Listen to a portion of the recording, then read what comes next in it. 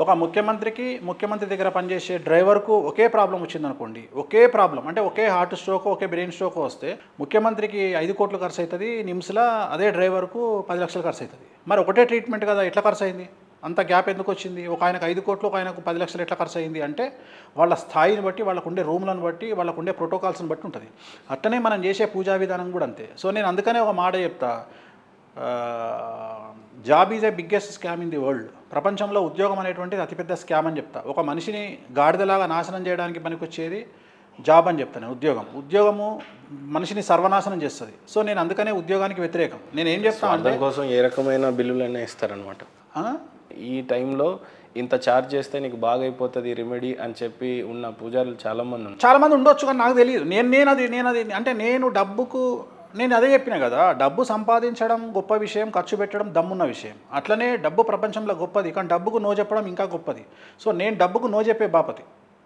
నేను డబ్బుకు మీరు ఇది చేయండి అంటే నేను చెయ్యను. ఈవెన్ నేను వచ్చేంత వరకు కూడా కొన్ని మీ మీద అపోహలు ఉన్నప్పటికీ మీరు ఇచ్చిన ఈ ఆన్సర్స్ తర్వాత నేను మీకు బిగ్గెస్ట్ ఫ్యాన్ అయిపోయాను స్వామి, టు బి వెరీ ఫ్రాంక్. ఎందుకంటే చాలా రెడ్ లైన్స్ క్రాస్ చేసి నేను మిమ్మల్ని అడగాలి, బట్ అంతే గట్స్ తోనే మీరు చెప్పారు. అడిగారు కదా, ఇంతకంటే బట్టలు ఇప్పడానికి ఏముంటుంది. మరి ముఖ్యంగా చెప్పాలి అని అంటే వేణుస్వామి మీద కూడా వచ్చినటువంటి ట్రోల్స్ ఎలాంటివి అని అంటే, ఒక పక్క మీరు యాగాలు చేసినా, పూజలు చేసినా, ఎంత జ్యోతిష్యం ఎంత గొప్పగా చెప్పినా కూడా పబ్బులలో కూర్చొని ఒకళ్ళు డివోర్స్ అవుతున్నాయి అని చెప్పి ఒక పక్క, రెండోది మీరు మందు తాగుతున్నారు, కనిపించకుండా పోయిన వేణుస్వామి ఇక్కడ కూర్చొని మందు తాగుతున్నారు అని ఒక రకమైన ట్రోల్స్. పబ్బులలో మీరు అసలు ఏం మాట్లాడుకుంటున్నారో, ఆ వీడియో వెనకాల దాగున్న అంతర్యం ఏంటో మాకు ఇంతవరకు స్పష్టంగా అయితే తెలియలేదు, కానీ మీరైతే బాగా ట్రోల్ అయ్యారు.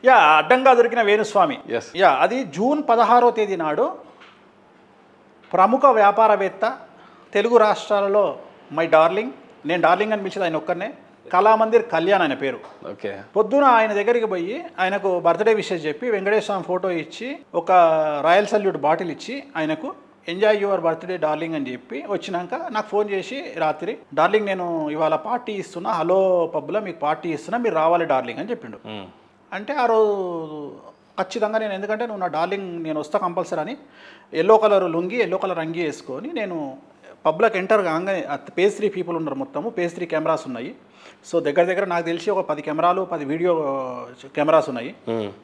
అంతమందిలో ఎంటర్ కాగానే వెళ్ళి కూర్చున్న ఫస్ట్ టేబుల్ నాదే. అంటే మీరు ఎవరు వచ్చినా లోపలికి నన్ను చూసుకుంటే రావాలి. నేనేం దొంగతనంగా కూర్చోలేదు, దొంగ డ్రెస్లో వెళ్ళలేదు, టోపీలు పెట్టుకోలేదు, మాస్క్ పెట్టుకోలేదు, మంచిగా పోయి కూర్చున్న తర్వాత ఇలా కూర్చున్నా నేను. ఇక్కడ పెగ్గు ఉంది, ఇక్కడ ఫ్లవర్ బొకే ఉంది, వాడు పైనుండి తీస్తున్నాడు. నేను అప్పుడు మాట్లాడుతున్నటువంటి వ్యక్తి మధురా శ్రీధర్ అనేటువంటి వ్యక్తి, మధురా శ్రీధర్ రెడ్డి, ప్రముఖ తెలుగు ప్రొడ్యూసర్. మీరు కావాలంటే ఆ వీడియోలో చెక్ చేసుకోవచ్చు. ఇద్దరం చెవులు ఇట్లా దగ్గర పెట్టుకొని తలకాయలు పెట్టుకొని మాట్లాడుతున్నాము. నా దగ్గర నేను బాధపడ్డది ఏంటంటే, వీడు ఇన్ని చూపించిండు కానీ ఆయన మంది ఏందో చెప్పలేదు. నా మస్తు అట్టైనా నేను, అరే నువ్వు ఆ మందు గురించి చెప్పవారా, నాకు అర్థం కాదు. నువ్వు వేణుస్వామి అడ్డంగా దొరికి ఏం దొరికిండ్రా, ఏ మందుతో దొరికిండు అంటే వాని జీవితంలో వాడు తాగేది అంతకంటే ఆ పెగ్గు నాకు తెలిసి వాని జీవితంలో కూడా తాగలేడు. ఎన్ఎస్సి కోనాక్ అనేది 60,000 రూపాయల మంది అది. సో నాకు తెలిసి తాగేది వాని వల్ల కాదు అది. ఆ పెగ్గు తాగుతున్నా నేను. తాగుకుంటూ మాట్లాడుతుంటే ఒకడు పైనుండి డీజే దగ్గర నుండి దొంగతనంగా కెమెరా పెట్టి కెమెరా సెల్ ఫోన్తో షూట్ చేస్తాను. నేను ఏం చెప్తున్నా అంటే, మీరు అబ్జర్వ్ చేయొచ్చు ఆ వీడియోలో. నేను దగ్గర జరిగి, డార్లింగ్ ఆడేవాడు అమాయకుడు డార్లింగ్, బక్రాగాడు నన్ను వీడియో తీస్తుండో, రేపటి నుండి మన ఇద్దరం ట్రెండ్ డార్లింగ్, ఇది నేను చెప్పింది కెమెరాలో. మేమిద్దరం మాట్లాడుకున్నది. వాడు ఆ వీడియో తీసి తెల్లారి అడ్డంగా దొరికిన వేణుస్వామి, ఇంకేం అడ్డంగా దొరుకుతారా, నేను కెమెరా ముందరికి వచ్చి మందు తాగుతా, మాంసం తింటా అని నెత్తి నోరు కొట్టుకుంటుంటే పబ్బులో దొరికిండు వేణుస్వామి. మీ అమ్మ, మీరు మనుషుల పశువుల, అసలు మీకు ఎట్లా బతకాలనిపిస్తుందో నాకు ఆశ్చర్యం అనిపిస్తుంది. ట్రోల్ ఎట్లా బ్రతకాలనిపిస్తుంది, సిగ్గుశరం ఉంటే ఈ అమ్మాయి గ్లాస్ నీళ్ళు తీసుకొని దునికి చచ్చిపోండి. ఎందుకంటే నా అంతలో నేనే చెప్పుకుంటున్నా. నేనేమన్నా ఆల్రెడీ, నేను సన్నీ లియోన్ లాంటి నా జోలికి రాకండి అని చెప్పిన. మీరు ఇప్పటికి కూడా సన్నీ లియోన్ లిప్లాక్లో దొరికింది అని బ్రేకింగ్ న్యూస్ చేసుకుంటే నేనేం చేయాలి? అరే సన్నీ లియోన్వి 2,000 3,000 యూట్యూబ్లో గూగుల్లో వీడియోలు ఉన్నాయి, XXX వీడియోలు. అవి వదిలిపెట్టి లిప్లాక్ దొరికింది సన్నీ లియోన్ అని మీరు బ్రేకింగ్ న్యూస్ అని చెప్తే, నేను మందు తాగుతా, మాంసం తింటా అని నాకు నేను చెప్పుకుంటే, అది వదిలిపెట్టి అడ్డంగా దొరికిన వేణుస్వామి అని మీరు వేసుకుంటే ఇక మీ కర్మకు వదిలేయాలి నేను. సో ఇది బ్రేకింగ్ న్యూస్. ఇది అడ్డంగా దొరికిండా నీకు? ఫ్రంట్ సీట్లో కూర్చొని అందరి ముందర కూర్చొని ఎల్లో కలర్ బట్టలలో పోయిండు. దానికి తెలుగు రాష్ట్రం నుండి, ఆంధ్రప్రదేశ్ నుండి 2 ఎమ్మెల్యేలు వచ్చిర్రు. ఇప్పుడు ప్రజెంట్ గెలిచిన ఎమ్మెల్యేలు వచ్చిర్రు. అంతమంది టీడీపీ నాయకులు ఉన్నారు, వాళ్ళ మధ్యన కూర్చొని వాళ్ళని కలిసి నేను పార్టీని ఎంజాయ్ చేసిపోయినా, తప్పే ఉంది, నా ఇష్టం. నేనేమన్నా పురోహితున్నా, నేనేమన్నా గుళ్ళ పూజారినా కాదు, బరాబర్ తిరుగుతా, పబ్బుకు పోతా. అంతెందుకు నేను బ్యాంకాక్ పబ్కు పోతే వెల్కమ్ అని చెప్పి నా ఫోటో వేసారు, the world's biggest astrologer in the pub అని చెప్పి నన్ను వెల్కమ్ చేసారు.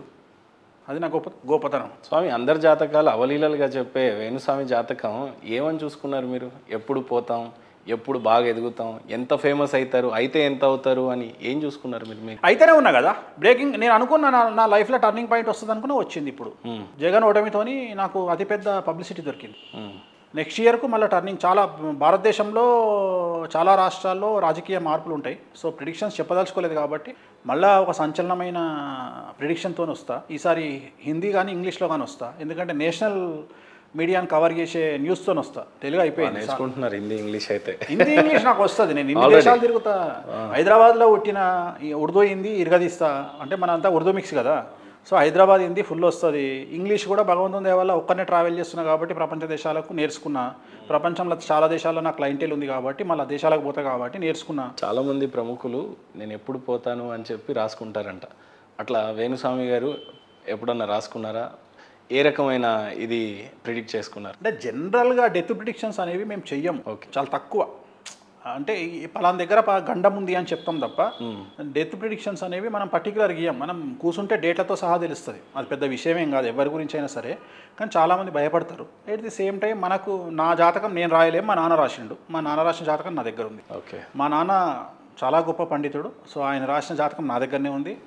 నేను ఏమైతా, ఏం జరుగుతుంది, నా శత్రువుల పరిస్థితి ఏంది, నా పరిస్థితి ఏంది, నా లైఫ్ ఏంది, అన్నీ రాసిపెట్టిండు ఆయన.